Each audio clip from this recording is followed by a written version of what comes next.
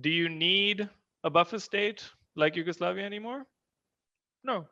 So the Americans started saying, okay, now it's time to pay back your loans. So all that aid we gave you, it wasn't for free. There were strings attached. Pay it back.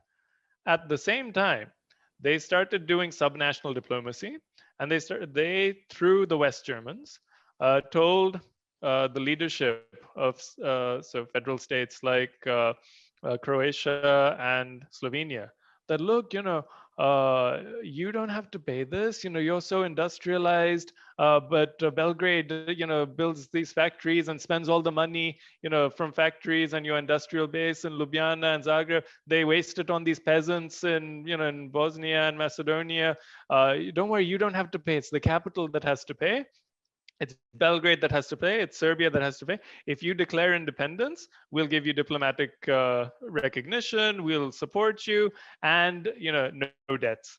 So, of course, with that sort of guarantee, it was wonderful for them to exit the federal structure and go independent.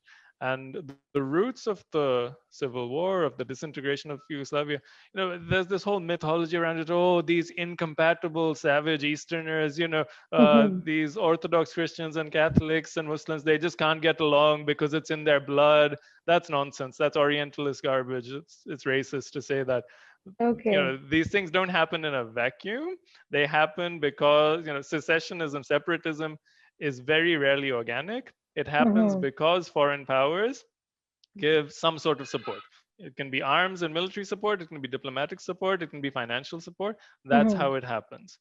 And this is the sophisticated form of neocolonialism reserved for countries that are too big to be reliable or too diverse to be reliable. So you break them up, and then you get 7 reliable allies out of it instead of one country that thinks it's a moral authority or a regional power.